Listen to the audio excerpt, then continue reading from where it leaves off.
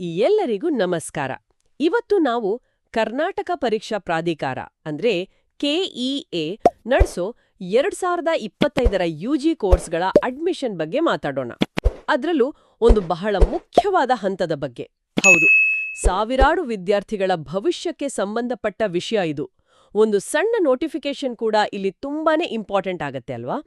ನಮ್ಮ ಇವತ್ತಿನ ಚರ್ಚೆಗೆ ಆಧಾರ ಅಂದ್ರೆ ಕೆಇಎ ವೆಬ್ಸೈಟ್ನಲ್ಲಿ ಬಂದಿರೋ ಒಂದು ಅಧಿಕೃತ ಪ್ರಕಟಣೆಯ ಒಂದು ಭಾಗ. ನಾವಿದನ್ನ ಸುಮ್ಮನೆ ಓದಿ ಹೇಳೋದಲ್ಲ, ಇದರ ಹಿಂದಿನ ಪ್ರಾಮುಖ್ಯತೆ ಏನು, ವಿದ್ಯಾರ್ಥಿಗಳು ಏನ್ ಮಾಡ್ಬೇಕೋ ಅದನ್ನೆಲ್ಲ ಅರ್ಥ ಮಾಡ್ಕೊಳ್ಳೋಣ.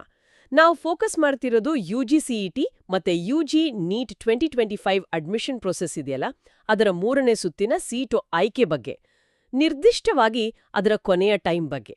ಇದು ಪ್ರವೇಶ ಪ್ರಕ್ರಿಯೆಯ ಕೊನೆಯ ಹಂತಗಳಲ್ಲಿ ಒಂದಲ್ವಾ? ಸೊ ಇಲ್ಲಿ ತಗೊಳ್ಳೋ ನಿರ್ಧಾರಗಳು ತುಂಬಾ ಕ್ರೂಷಿಯಲ್. ಸರಿ, ಹಾಗಾದ್ರೆ ಇದರ ಬಗ್ಗೆನ ಇನ್ನಷ್ಟು ಡೀಟೇಲ್ ಆಗಿ ನೋಡೋಣ ಬನ್ನಿ. ಸೊ ಮೊದಲಿಗೆ ಕೆಇಎದಿಂದ ಬಂದಿರೋ ಈ ನೋಟಿಫಿಕೇಶನ್ ಇದು 2025ರ ಅಡ್ಮಿಷನ್ ಪ್ರೊಸೆಸ್ನಲ್ಲಿ ಒಂದು ಮುಖ್ಯವಾದ ಮೈಲಿಗಲ್ಲು ಅಂತ ಹೇಳ್ಬೋದು. ಇದು ಯುಜಿಸಿಇಟಿ ಮತ್ತೆ ಯುಜಿ ನೀಟ್ ಎರಡಕ್ಕೂ ಸಂಬಂಧಿಸಿದ್ದು. ಹೌದು, ಖಂಡಿತ. ಕರ್ನಾಟಕ ಪರೀಕ್ಷಾ ಪ್ರಾಧಿಕಾರ ಅಂದ್ರೆ ಕೆಇಎ ಇದು ನಮ್ಮ ರಾಜ್ಯದಲ್ಲಿ engineering, medical, dental, AYUSH, agriculture, veterinary ಹೀಗೆ ಎಲ್ಲ ಪ್ರೊಫೆಷನಲ್ ಕೋರ್ಸುಗಳಿಗೆ ಎಂಟ್ರೆನ್ಸ್ ಟೆಸ್ಟ್ ನಡೆಸುತ್ತೆ. ಆಮೇಲೆ ಕೌನ್ಸಿಲಿಂಗ್ ಮಾಡಿ ಸೀಟು ಹಂಚಿಕೆ ಮಾಡೋನ್ ದೊಡ್ಡ ಜವಾಬ್ದಾರಿ ಇರೋ ಸಂಸ್ಥೆ ಇದು. ಯುಜಿಸಿಇಟಿ ಅಂದ್ರೆ ಕಾಮನ್ ಎಂಟ್ರೆನ್ಸ್ ಟೆಸ್ಟ್, ಮತ್ತೆ ಯುಜಿ ನೀಟ್ ಅಂದ್ರೆ ನೀಡ್ ಯುಜಿ ಸ್ಕೋರ್ ಆಧಾರದ ಮೇಲೆ ನಡೆಯೋ ಅಡ್ಮಿಷನ್ಸ್. ಇವು ಲಕ್ಷಾಂತರ ವಿದ್ಯಾರ್ಥಿಗಳ ಕರಿಯರ್ ಡಿಸೈಡ್ ಮಾಡುತ್ತೆ. ಸೊ ಕೆಇಎದ ಪ್ರತಿಯೊಂದು ಅನೌನ್ಸ್ಮೆಂಟ್ ಕೂಡ ಆಕ್ಚುಲಿ ತುಂಬಾನೇ ಮುಖ್ಯ. ನೀವು ಹೇಳಿದ್ದು ಕರೆಕ್ಟ್. ಆದ್ರೆ ಈ ಪರ್ಟಿಕ್ಯುಲರ್ ನೋಟಿಫಿಕೇಶನ್ ಹೇಳ್ತಿರೋದು 3ನೇ ಸುತ್ತಿನ ಬಗ್ಗೆ. ಅಂದ್ರೆ ಫಸ್ಟ್ ರೌಂಡ್, ಸೆಕೆಂಡ್ ರೌಂಡ್ ಎಲ್ಲ ಮುಗಿದ ಮೇಲೆ ಬರೋ ಈ ಥರ್ಡ್ ರೌಂಡ್ ಯಾಕೆ ಸ್ಪೆಷಲ್? ಏನಾದ್ರೂ ವ್ಯತ್ಯಾಸ ಇರುತ್ತಾ ಮೊದಲನೇ ರೌಂಡ್ಗಳಿಗಿಂತ? ಈ ಟೈಮಲ್ಲಿ ಸ್ಟೂಡೆಂಟ್ಸ್, ಪೇರೆಂಟ್ಸ್ ಎಲ್ಲರಿಗೂ ಒಂಥರ ಏನು ಕಾಯ್ತಾ ಇದ್ದಾರೆ, ಸಿಗುತ್ತೋ ಇಲ್ವೋ ಅನ್ನೋ ಟೆನ್ಷನ್ ಎಲ್ಲ ಇರುತ್ತೆ ಅಲ್ವಾ? ಖಂಡಿತವಾಗಿಯೂ ಇರುತ್ತೆ. ನೋಡಿ, ಅಡ್ಮಿಷನ್ ಪ್ರೋಸೆಸ್ಸಲ್ಲಿ ಹೀಗೆ ಬೇರೆ ಬೇರೆ ರೌಂಡ್ಸ್ ಇಡೋದಕ್ಕೆ ಕಾರಣನೇ ಅದು. ಆದಷ್ಟು ಎಲಿಜಿಬಲ್ ಸ್ಟೂಡೆಂಟ್ಸ್ಗೆ ಅವಕಾಶ ಕೊಡಬೇಕು ಮತ್ತೆ ಸೀಟುಗಳನ್ನು ಪೂರ್ತಿಯಾಗಿ ಭರ್ತಿ ಮಾಡಬೇಕು ಅನ್ನೋದು. ಈಗ ಫಸ್ಟ್ ರೌಂಡಲ್ಲಿ ಒಳ್ಳೆ ರ್ಯಾಂಕ್ ಬಂದವರು ತಮಗೆ ಬೇಕಾದ ಸೀಟ್ ತಗೋತಾರೆ. ಕೆಲವರು ಕನ್ಫರ್ಮ್ ಮಾಡ್ಕೋತಾರೆ, ಕೆಲವರು ಅದಕ್ಕಿಂತ ಬೆಟರ್ ಆಪ್ಷನ್ಗೆ ಸೆಕೆಂಡ್ ರೌಂಡಿಗೆ ಹೋಗ್ತಾರೆ, ಇನ್ನು ಕೆಲವರು ಬೇರೆ ಬೇರೆ ಕಾರಣಕ್ಕೆ ಸೀಟ್ ಬಿಟ್ಕೊಡ್ತಾರೆ. ಹೌದು. ಆಗ ಖಾಲಿಯಾದ ಸೀಟುಗಳು, ಹೊಸದಾಗಿ ಲಭ್ಯವಾದ ಸೀಟುಗಳೆಲ್ಲ ಸೇರಿ ಸೆಕೆಂಡ್ ರೌಂಡ್ ನಡೆಯುತ್ತೆ. ಆದರೂ ಸೆಕೆಂಡ್ ರೌಂಡ್ ಆದ್ಮೇಲೂ ಕೆಲವು ಸೀಟುಗಳು ಖಾಲಿ ಉಳಿಯೋ ಸಾಧ್ಯತೆ ಇರುತ್ತೆ. ಓ ಹಾಗಾ? ಅಲ್ಲೇ ಈ 3ನೇ ಸುತ್ತಿನ ಪ್ರಾಮುಖ್ಯತೆ ಬರೋದು. ಇದನ್ನ ಕೆಲವೊಮ್ಮೆ ಮಾಪ್-ಅಪ್ ರೌಂಡ್ ಅಂತಾನೂ ಕರೀತಾರೆ. ಮೊದಲೆರಡು ಸುತ್ತಲ್ಲಿ ಸೀಟ್ ಸಿಗದೇ ಇರೋರಿಗೆ ಅಥವಾ ಸಿಕ್ಕಿರೋ ಸೀಟಿಂದ ಸ್ಯಾಟಿಸ್ಫೈ ಆಗದೇ ಇರೋರಿಗೆ ಇದು ಇನ್ನೊಂದು ಅವಕಾಶ. ಓಕೆ, ಅಂದ್ರೆ ಇದು ಕೊನೆಯ ಪ್ರಯತ್ನದ ತರಹನಾ? ಆಲ್ಮೋಸ್ಟ್ ಹಾಗೆ ಅನ್ಬೋದು. ಆದರೆ ಇಲ್ಲಿ ಗಮನಿಸಬೇಕಾದ ವಿಷಯ ಅಂದ್ರೆ ಈ 3ನೇ ಸುತ್ತಿನಲ್ಲಿ ಸಿಗೋ ಸೀಟುಗಳ ಸ್ವರೂಪ ಬೇರೆ ಇರ್ಬೋದು. ಅಂದ್ರೆ ಹೆಚ್ಚು ಡಿಮ್ಯಾಂಡ್ ಇರೋ ಬ್ರಾಂಚ್ ಅಥವಾ ಟಾಪ್ ಕಾಲೇಜ್ಗಳಲ್ಲಿ ಸೀಟುಗಳು ಬಹುಶಃ ಸಿಗದೇ ಇರ್ಬೋದು. ಸಾಮಾನ್ಯವಾಗಿ ಸ್ವಲ್ಪ ಕಡಿಮೆ ಡಿಮ್ಯಾಂಡ್ ಇರೋ ಬ್ರಾಂಚ್ಗಳು ಅಥವಾ ಯಾವುದಾದ್ರೂ ಸ್ಪೆಸಿಫಿಕ್ ರಿಸರ್ವೇಷನ್ ಕ್ಯಾಟಗರಿ ಸೀಟುಗಳು ಅಥವಾ ಯಾರಾದರೂ ಅನಿರೀಕ್ಷಿತವಾಗಿ ಸೀಟ್ ಕ್ಯಾನ್ಸಲ್ ಮಾಡಿರೋದು, ಈ ಥರದ ಸೀಟುಗಳು ಇಲ್ಲಿ ಸಿಗೋ ಚಾನ್ಸ್ ಜಾಸ್ತಿ. ಅಂದ್ರೆ ನಿರೀಕ್ಷೆಗಳನ್ನ ಸ್ವಲ್ಪ ಬದಲಾಯಿಸ್ಕೋಬೇಕಾಗತ್ತೆ. ಎಕ್ಸಾಕ್ಟ್ಲಿ. ವಿದ್ಯಾರ್ಥಿಗಳ ನಿರೀಕ್ಷೆಗಳು ರಿಯಲಿಸ್ಟಿಕ್ ಆಗಿರಬೇಕು. ಫಸ್ಟ್ ರೌಂಡಲ್ಲಿದ್ದಾಗೆ ಅಷ್ಟೊಂದು ಚಾಯ್ಸ್ ಇಲ್ಲಿರಲ್ಲ. ಕಾಂಪಿಟೇಷನ್ ಕೂಡ ಬೇರೆ ರೀತಿ ಇರ್ಬೋದು. ಯಾಕಂದ್ರೆ ಈ ಹಂತದಲ್ಲಿರೋ ಸ್ಟೂಡೆಂಟ್ಸ್ ರ್ಯಾಂಕ್ ರೇಂಜ್ ಬೇರೆ ಇರುತ್ತೆ. ಇದು ನಿಜಕ್ಕೂ ಇಂಟ್ರೆಸ್ಟಿಂಗ್. ಅಂದ್ರೆ ಆಯ್ಕೆಗಳು ಕಮ್ಮಿ ಇರ್ಬೋದು, ಆದ್ರೆ ಕೆಲವರಿಗೆ ಅನಿರೀಕ್ಷಿತವಾಗಿ ಒಳ್ಳೆ ಅವಕಾಶನೂ ಸಿಗ್ಬೋದು. ಸರಿ, ಈ ಟೈಮಲ್ಲಿ ನೀವ್ ಹೇಳ್ದಾಗೆ ಸಮಯದ ನಿರ್ಬಂಧ ಇದೆಯಲ್ಲ, ಅದು ಬಹಳ ಮುಖ್ಯ ಅನ್ಸುತ್ತೆ. ನೋಟಿಫಿಕೇಶನಲ್ಲಿ ಹೇಳಿರೋ ಡೆಡ್ಲೈನ್ ಸೆಪ್ಟೆಂಬರ್ 9, 2025ರ ಬೆಳಗ್ಗೆ 8 ಗಂಟೆ. ಇದು ತುಂಬಾನೇ ಸ್ಟ್ರಿಕ್ಟ್ ಅನ್ಸುತ್ತೆ. ಆದ್ರೆ ಯಾಕೆ ಬೆಳಗ್ಗೆ 8 ಗಂಟೆ? ಇದು ಸ್ವಲ್ಪ ಅಸಾಮಾನ್ಯ ಅಲ್ವಾ? ಸಾಮಾನ್ಯವಾಗಿ ತಡರಾತ್ರಿವರೆಗೂ ಟೈಮ್ ಕೊಡ್ಕರಲ್ಲ. ಇಷ್ಟು ಬೇಗ ಕ್ಲೋಸ್ ಮಾಡೋದ್ರಿಂದ ಕೆಲವರಿಗೆ, ಅಂದ್ರೆ ಹಳ್ಳಿ ಕಡೆ ಇರೋರಿಗೆ ಅಥವಾ ಇಂಟರ್ನೆಟ್ ಸರಿ ಇಲ್ದೇ ಇರೋರಿಗೆ ತೊಂದರೆ ಆಗಲ್ವಾ? ಅದು ನ್ಯಾಯವಾದ ಪ್ರಶ್ನೆ. ಆದರೆ ಇಂತಹ ಪ್ರೋಸೆಸ್ಗಳಲ್ಲಿ ಡೆಡ್ಲೈನ್ಸ್ ಫಿಕ್ಸ್ ಮಾಡೋಕೆ ಕೆಲವು ಬಲವಾದ ಕಾರಣಗಳಿರುತ್ತೆ ನೋಡಿ. ಕೆಇಎದಂತಹ ಸಂಸ್ಥೆಗಳು ಲಕ್ಷಾಂತರ ಅಪ್ಲಿಕೇಶನ್ಗಳನ್ನು ಹ್ಯಾಂಡಲ್ ಮಾಡಬೇಕು. ಪ್ರತಿ ರೌಂಡ್ ಆದಮೇಲೆ ಸೀಟ್ ಅಲೋಕೇಟ್ ಮಾಡೋದು, ರಿಸಲ್ಟ್ ಅನೌನ್ಸ್ ಮಾಡೋದು, ಸ್ಟೂಡೆಂಟ್ಸ್ ಕಾಲೇಜಿಗೆ ಹೋಗಿ ಅಡ್ಮಿಷನ್ ಮಾಡ್ಕೊಳ್ಳೋಕೆ ಟೈಮ್ ಕೊಡೋದು, ಕಾಲೇಜ್ಗಳಿಂದ ರಿಪೋರ್ಟ್ ತರಿಸ್ಕೊಳ್ಳೋದು, ಹೀಗೆ ಒಂದಕ್ಕೊಂದು ಲಿಂಕ್ ಆಗಿರುತ್ತೆ ಪ್ರೋಸೆಸ್. ಸರಿ. ಬೆಳಗ್ಗೆ 8 ಗಂಟೆಗೆ ಈ ಆಪ್ಷನ್ ಎಂಟ್ರಿ ಕ್ಲೋಸ್ ಮಾಡಿದ್ರೆ ಅವತ್ತೇ ಆಫೀಸ್ ಅವರ್ಸ್ ಒಳಗಡೆನೆ ಮುಂದಿನ ಸ್ಟೆಪ್ಸ್ ಶುರು ಮಾಡಬಹುದು.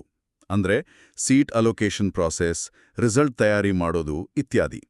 ಇದರಿಂದ ಪೂರ್ತಿ ಅಡ್ಮಿಷನ್ ಪ್ರಾಸೆಸ್ಸು ಅಕಾಡೆಮಿಕ್ ಶೆಡ್ಯೂಲ್ ಪ್ರಕಾರನೇ ಮುಗಿಸೋಕೆ ಹೆಲ್ಪ್ ಆಗುತ್ತೆ.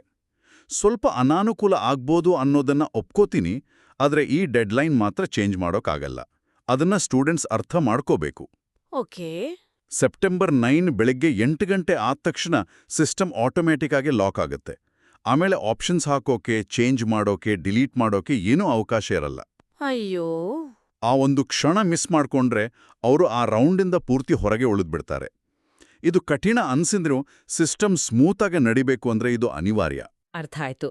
ಅಂದ್ರೆ ಬರೀ ಡೆಡ್ಲೈನ್ ಗೊತ್ತಿದ್ರೆ ಸಾಲ್ದು, ಅದನ್ನ ಅಷ್ಟು ಸೀರಿಯಸ್ ಆಗಿ ತಗೊಂಡು ಫಾಲೋ ಮಾಡ್ಲೇಬೇಕು.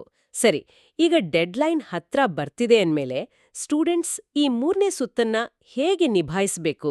ಆಪ್ಷನ್ಸ್ ಕಮ್ಮಿ ಇರುತ್ತೆ, ಟೈಮ್ ಕಮ್ಮಿ ಇರುತ್ತೆ. ಈ ಪ್ರೆಷರಲ್ಲಿ ಸುಮ್ನೆ ಆತುರ ಪಡ್ದೆ ಏನಾದ್ರೂ ಸ್ಟ್ರಾಟಜಿ ಮಾಡ್ಕೋಬೋದಾ? ಹಾ, ಇದು ಬಹಳ ಇಂಪಾರ್ಟೆಂಟ್ ಪಾಯಿಂಟ್. 3ನೇ ಸುತ್ತಲ್ಲಿ ಯಶಸ್ಸು ಕಾಣಬೇಕು ಅಂದ್ರೆ ಕೆಲವು ವಿಷಯಗಳನ್ನ ಗಮನದಲ್ಲಿಡಬೇಕು. ಮೊದಲನೇದಾಗಿ seat matrix analysis. Option entry ಶುರುವಾಗೋಕ್ಕೆ ಸ್ವಲ್ಪ ಮುಂಚೆ ಕೆಇಎದವರು ಲಭ್ಯ ಇರೋ ಸೀಟ್ಗ ಡೀಟೇಲ್ಡ್ ಲಿಸ್ಟ್ ಅಂದ್ರೆ ಸೀಟ್ ಮ್ಯಾಟ್ರಿಕ್ಸ್ ಕೊಡ್ತಾರೆ. ಇದನ್ನ ತುಂಬಾ ಹುಷಾರಾಗಿ ಸ್ಟಡಿ ಮಾಡಬೇಕು. ಯಾವ ಕಾಲೇಜ್, ಯಾವ ಬ್ರಾಂಚ್, ಯಾವ ಕ್ಯಾಟಗರಿಗೆ ಸೀಟ್ ಇದೆ ಅಂತ ಕ್ಲಿಯರ್ ಆಗಿ ನೋಡ್ಕೋಬೇಕು. ಹೋದ ವರ್ಷದ ಕಟ್ ಆಫ್ ರ್ಯಾಂಕ್ಸ್ ಒಂದು ಐಡಿಯಾ ಕೊಡ್ಬೋದು, ಆದರೆ ಈ ರೌಂಡಲ್ಲಿ ಅದೇ ಇರುತ್ತೆ ಅಂತ ಹೇಳೋಕ್ಕಾಗಲ್ಲ. ಹೌದು, ಯಾಕಂದ್ರೆ ಪರಿಸ್ಥಿತಿ ಬೇರೆ ಇರುತ್ತೆ. ಎಕ್ಸಾಕ್ಟ್ಲಿ. ಎರಡನೇದು ರಿಯಲಿಸ್ಟಿಕ್ ಎಕ್ಸ್ಪೆಕ್ಟೇಷನ್ಸ್. ತಮ್ಮ ರ್ಯಾಂಕ್ಗೆ ಈ ರೌಂಡಲ್ಲಿ ಏನ್ ಸಿಗ್ಬೋದು ಅಂತ ಒಂದು ವಾಸ್ತವಿಕ ಅಂದಾಜು ಇಟ್ಕೋಬೇಕು. ಫಸ್ಟ್ ರೌಂಡಲ್ಲಿದ್ದ ಎಕ್ಸ್ಪೆಕ್ಟೇಷನ್ ಇಲ್ಲಿ ವರ್ಕೌಟ್ ಆಗಲ್ಲ. ಏನಾದರೂ ಒಂದು ಸೀಟ್ ಸಿಕ್ಕಿದ್ರೆ ಸಾಕು ಅನ್ನೋ ಹಾಗಿದ್ರೆ ಜಾಸ್ತಿ ಆಪ್ಷನ್ಸ್ ಕೊಡಬೇಕು. ಇಲ್ಲ, ಇದೇ ಕೋರ್ಸ್ ಬೇಕು ಅಥವಾ ಇದೇ ಕಾಲೇಜ್ ಬೇಕು ಅಂತ ಇದ್ರೆ ಅದಕ್ಕೆ ತಕ್ಕೆ ಆಪ್ಷನ್ಸ್ ಕೊಡ್ಬೋದು, ಆದರೆ ಸಿಗೋ ಚಾನ್ಸಸ್ ಎಷ್ಟು ಅಂತ ರಿಯಲಿಸ್ಟಿಕ್ ಆಗಿ ಯೋಚಿಸಬೇಕು. ಓಕೆ. ಮೂರನೇದು ಪ್ರಯಾರಿಟಿಗಳನ್ನ ರೀಇವ್ಯಾಲ್ಯೂಯೇಟ್ ಮಾಡೋದು. ಇಲ್ಲಿವರೆಗೂ ಇದ್ದ ನಿಮ್ಮ ಆದ್ಯತೆಗಳನ್ನ ಮತ್ತೆ ಯೋಚನೆ ಮಾಡೋ ಟೈಮ್ ಇದು. ಕಾಲೇಜಿನ ಲೊಕೇಶನ್, ಫೀಸ್, ಕೋರ್ಸ್ ಹೇಗಿದೆ, ಮುಂದೆ ಸ್ಕೋಪ್ ಇದೆಯಾ, ಎಲ್ಲ ಯೋಚನೆ ಮಾಡಿ ಒಂದು ಲಿಸ್ಟ್ ಮಾಡ್ಕೋಬೇಕು. ಆದಷ್ಟು ಹೆಚ್ಚು ಆಪ್ಷನ್ಸ್ ಕೊಡೋದೊಳ್ಳೇದು, ಆದರೆ ತಮಗೆ ಸೇರೋಕೆ ಖಂಡಿತ ಇಷ್ಟ ಇಲ್ಲದ ಆಪ್ಷನ್ ಮಾತ್ರ ಕೊಡಬಾರ್ದು. ಯಾಕಂದ್ರೆ ಸೀಟ್ ಸಿಕ್ಕ ಮೇಲೆ ಬೇಡ ಅಂದ್ರೆ ನೆಕ್ಸ್ಟ್ ಚಾನ್ಸ್ ಇರಲ್ಲ. ರೂಲ್ಸ್ ಚೆಕ್ ಮಾಡಬೇಕು. ಅದು ಬಹಳ ಮುಖ್ಯ. ನಾಲ್ಕನೇದು ಕಾಮನ್ ಮಿಸ್ಟೇಕ್ಸ್ ತಪ್ಪಿಸೋದು. ಕೆಲವರು ತುಂಬಾ ಕಮ್ಮಿ ಆಪ್ಷನ್ಸ್ ಕೊಡ್ತಾರೆ ಅಥವಾ ಲಾಸ್ಟ್ ಮೂಮೆಂಟಲ್ಲಿ ಗಡಿಬಿಡಿಯಲ್ಲಿ ತಪ್ಪು ಆಪ್ಷನ್ ಹಾಕ್ಬಿಡ್ತಾರೆ. ಇನ್ನು ಕೆಲವರು ಡೆಡ್ಲೈನ್ ಮರ್ತೆ ಹೋಗ್ತಾರೆ. ಇಂಥ ತಪ್ಪು ಮಾಡಬಾರ್ದು. ಆಪ್ಷನ್ಸ್ ಎಲ್ಲ ಎಂಟರ್ ಮಾಡಿ ಸಬ್ಮಿಟ್ ಮಾಡಿದ್ಮೇಲೆ ಒಂದು ಪ್ರಿಂಟ್ ತಗೊಂಡಿಟ್ಕೊಳ್ಳೋದು ಒಳ್ಳೆಯದು. ಸೇಫ್ಟಿಗೆ. ಐದನೇದು ಅಫಿಷಿಯಲ್ ಸೋರ್ಸ್ ಮಾತ್ರ ನಂಬೋದು. ಕೆಇಎ ವೆಬ್ಸೈಟಲ್ಲಿ ಬರೋ ಇನ್ಫಾರ್ಮೇಷನ್ ಮಾತ್ರ ಫೈನಲ್. ಫ್ರೆಂಡ್ಸ್ ಹೇಳಿದ್ದು, ವಾಟ್ಸಾಪಲ್ಲಿ ಬಂದಿದ್ದೆಲ್ಲ ನಂಬೋಕ್ ಹೋಗ್ಬಾರ್ದು. ಡೌಟ್ ಇದ್ರೆ ಕೆಇಎ ಹೆಲ್ಪ್ಲೈನ್ಗೆ ಕಾಲ್ ಮಾಡೋದು ಬೆಸ್ಟ್.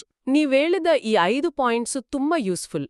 ನಿಜ ಹೇಳ್ಬೇಕಂದ್ರೆ ಈ ಹಂತದಲ್ಲಿ ಸ್ಟೂಡೆಂಟ್ಸ್ ಮೇಲೆ, ಅವರ ಫ್ಯಾಮಿಲಿ ಮೇಲೆ ಸಿಕ್ಕಾಪಟ್ಟೆ ಪ್ರೆಷರ್ ಇರುತ್ತೆ. 1 ವರ್ಷ ವೇಸ್ಟ್ ಆಗುತ್ತಾ ಅನ್ನೋ ಭಯ, ಒಳ್ಳೆ ಫ್ಯೂಚರ್ ಬೇಕು ಅನ್ನೋ ಕನ್ಸು. ಇದರ ಮಧ್ಯೆ ರ್ಯಾಷನಲ್ ಆಗಿ ಡಿಸಿಷನ್ ತಗೊಳ್ಳೋದು ಹೇಗೆ? ಈ ಒತ್ತಡವನ್ನ ಹ್ಯಾಂಡಲ್ ಮಾಡಕ್ಕೆ ಏನಾದ್ರೂ ಟಿಪ್ಸ್ ಇದೆಯಾ? ಖಂಡಿತ. ಪ್ರೆಷರ್ ಇರೋದು ಸಹಜ, ಆದರೆ ಅದನ್ನ ಮ್ಯಾನೇಜ್ ಮಾಡಬೇಕು. ಫಸ್ಟ್ ಕೂಲ್ ಆಗಿರ್ಬೇಕು, ಆತುರ ಪಡಬಾರ್ದು. ಎರಡನೇದು, ನಮ್ಮ ಕೈಯಲ್ಲಿ ಏನಿದೆ ಅಂದ್ರೆ ರಿಯಾಲಿಸ್ಟಿಕ್ ಆಗಿ ಯಾವ ಆಪ್ಷನ್ಸ್ ಇದೆ ಅದರ ಮೇಲೆ ಫೋಕಸ್ ಮಾಡಬೇಕು. ಸೀಟ್ ಮ್ಯಾಟ್ರಿಕ್ಸ್ ನೋಡಿ ರಿಸರ್ಚ್ ಮಾಡೋದು, ನಮ್ಮ ಪ್ರಯಾರಿಟಿ ಲಿಸ್ಟ್ ರೆಡಿ ಮಾಡ್ಕೊಳ್ಳೋದು ಮತ್ತು ಮುಖ್ಯವಾಗಿ ಕರೆಕ್ಟ್ ಟೈಮ್ಗೆ ಆಪ್ಷನ್ಸ್ ಹಾಕೋದು. ಇದಿಷ್ಟು ನಮ್ಮ ಕಂಟ್ರೋಲಲ್ಲಿರೋದು. ಫ್ಯಾಮಿಲಿ ಅವರು ಸಪೋರ್ಟ್ ಮಾಡಬೇಕು, ಆದರೆ ಸುಮ್ಮನೆ ಒತ್ತಡ ಹಾಕಬಾರ್ದು. ಸ್ಟೂಡೆಂಟ್ಗೆ ಕ್ಲಿಯರ್ ಮೈಂಡ್ ಇರಬೇಕು ಆಪ್ಷನ್ಸ್ ಫೈನಲೈಸ್ ಮಾಡಕ್ಕೆ. ನೆನಪಿಡಿ, ಇದು ಕೇವಲ ಒಂದು ಹಂತ, ಲೈಫೇ ಅಲ್ಲ. ಹೌದು ಹೌದು. ನಾವು ಇದನ್ನೆಲ್ಲ ಒಂದು ದೊಡ್ಡ ಪಿಕ್ಚರಲ್ಲಿ ನೋಡಿದರೆ ಕೆಇಎದಂಥ ಸಂಸ್ಥೆಗಳು ಫಾಲೋ ಮಾಡೋ ಈ ಸ್ಟ್ರಿಕ್ಟ್ ಆದ ಟೈಮ್ ಬೌಂಡ್ ಪ್ರಾಸೆಸ್ ಇದೆಯಲ್ಲ, ಇದು ಒಂದು ರೀತಿ ಸಿಸ್ಟಮ್ಯಾಟಿಕ್ ಗವರ್ನೆನ್ಸ್ಗೆ ಉದಾಹರಣೆ. ಲಕ್ಷಾಂತರ ವಿದ್ಯಾರ್ಥಿಗಳ ಭವಿಷ್ಯವನ್ನ ಆದಷ್ಟು ಪಾರದರ್ಶಕವಾಗಿ, ನ್ಯಾಯಯುತವಾಗಿ ನಿರ್ಧರಿಸೋ ಪ್ರಯತ್ನ ಇದು. ಈ ನೋಟಿಫಿಕೇಶನ್, ಅದರ ಡೆಡ್ಲೈನ್, ಇವೆಲ್ಲ ಆ ದೊಡ್ಡ ಸಿಸ್ಟಮ್ನ ಒಂದು ಸಣ್ಣ ಆದರೆ ಬಹಳ ಮುಖ್ಯವಾದ ಭಾಗ. ಇದು ಸ್ಟೂಡೆಂಟ್ಸಿಂದ ಬರೀ ಅಕಾಡೆಮಿಕ್ ಮೆರಿಟ್ ಅಷ್ಟೇ ಅಲ್ಲ, ಟೈಮ್ ಸೆನ್ಸ್, ಡಿಸಿಪ್ಲಿನ್, ರೆಸ್ಪಾನ್ಸಿಬಿಲಿಟಿನೂ ಎಕ್ಸ್ಪೆಕ್ಟ್ ಮಾಡುತ್ತೆ. ನಿಜ. ಅಕಾಡೆಮಿಕ್ ಕ್ವಾಲಿಫಿಕೇಷನ್ ಜೊತೆಗೆ ಈ ಪ್ರೋಸೆಸ್ನ ಆಕ್ಟಿವ್ ಆಗಿ ಜಾಗರೂಕತೆಯಿಂದ ಭಾಗವಹಿಸೋದು ಕೂಡ ಒಂದು ಸ್ಕಿಲ್ ಇದ್ದ ಹಾಗೆ. ಹಾಗಾದ್ರೆ ನಮ್ಮ ಇವತ್ತಿನ ಚರ್ಚೆಯ ಸಾರಾಂಶ ಇಷ್ಟೇ ಅಲ್ವಾ? KEA UGC UG NEET 2025 admission ಪ್ರೋಸೆಸ್ನ 3ನೇ ಸುತ್ತಿನ ಆಪ್ಷನ್ ಎಂಟ್ರಿಗೆ ಲಾಸ್ಟ್ ಡೇಟ್ ಮತ್ತು ಟೈಮ್ ಸೆಪ್ಟೆಂಬರ್ 9, 2025 ಬೆಳಿಗ್ಗೆ 8 ಗಂಟೆ. ಈ ಬೆಳಗಿನ ಡೆಡ್ಲೈನ್ನ ಯಾವುದೇ ಕಾರಣಕ್ಕೂ ಮಿಸ್ ಮಾಡ್ಕೋಬೇಡಿ. ಅಷ್ಟರೊಳಗೆ ನಿಮ್ಮ ಆಪ್ಷನ್ಸ್ ಎಲ್ಲ ಚೆನ್ನಾಗಿ ನೋಡಿ, ಫೈನಲೈಸ್ ಮಾಡಿ, ಸಬ್ಮಿಟ್ ಮಾಡಿ. ಖಚಿತವಾಗಿ ಅದೇ ಮುಖ್ಯವಾದ ಮೆಸೇಜ್. ಕೊನೆಯದಾಗಿ ಕೇಳುಗರು ಸ್ವಲ್ಪ ಯೋಚನೆ ಮಾಡೋಕೆ ಒಂದು ವಿಷಯ ಹೇಳ್ತೀನಿ. ಇದು ಒಂದು ಮುಖ್ಯವಾದ ಪ್ರಶ್ನೆನೂ ಹೌದು. ಈ ಅಡ್ಮಿಷನ್ ಪ್ರೋಸೆಸ್ನ ಕೊನೆ ಹಂತಗಳಿದೆಯಲ್ಲ, ಈ ಒತ್ತಡದ ರೌಂಡುಗಳು, ಇದರಲ್ಲಿ ಭಾಗವಹಿಸೋ ಅನುಭವ ಬರೀ ಒಂದು ಸೀಟ್ ಪಡೆಯೋದಕ್ಕೆ ಮಾತ್ರನಾ? ಈ ಕಮ್ಮಿ ಟೈಮಲ್ಲಿ ಕಮ್ಮಿ ಆಪ್ಷನ್ಸ್ ಮಧ್ಯೆ ಕಷ್ಟದ ನಿರ್ಧಾರಗಳೆಲ್ಲ ತಗೋಬೇಕಾದ ಪರಿಸ್ಥಿತಿ ಬರುತ್ತೆ. ಈ ಅನುಭವ ಸ್ಟೂಡೆಂಟ್ಸ್ನ ಫ್ಯೂಚರ್ ಡಿಸಿಷನ್ ಮೇಕಿಂಗ್ ಸ್ಕಿಲ್ಸ್ ಮೇಲೆ, ಅವರ ಪ್ರಾಬ್ಲಮ್ ಸಾಲ್ವಿಂಗ್ ಎಬಿಲಿಟಿ ಮೇಲೆ ಹೇಗೆ ಪರಿಣಾಮ ಬೀರ್ಬೋದು? ಕೇವಲ ಒಂದು ಸೀಟಿಗಾಗಿ ನಡೆಯೋ ಈ ಹೋರಾಟ ಅವರಿಗೆ ಗೊತ್ತಿಲ್ಲದ ಹಾಗೆ ಅವರಲ್ಲಿ ಯಾವ ತರಹದ ಒಂದು ಸ್ಥೈರ್ಯ, ಸ್ಟ್ರಾಟಜಿಕ್ ಥಿಂಕಿಂಗ್ ಅಥವಾ ಪ್ರೆಷರ್ ಹ್ಯಾಂಡಲ್ ಮಾಡೋ ಸ್ಕಿಲ್ಸ್ ಬೆಳೆಸ್ತಿರ್ಬೋದು. ಇದರ ಬಗ್ಗೆ ಯೋಚನೆ ಮಾಡೋದು ಈ ಇಡೀ ಅನುಭವಕ್ಕೆ ಇನ್ನೊಂದು ಡೈಮೆನ್ಷನ್ ಕೊಡುತ್ತೆ ಅಲ್ವಾ?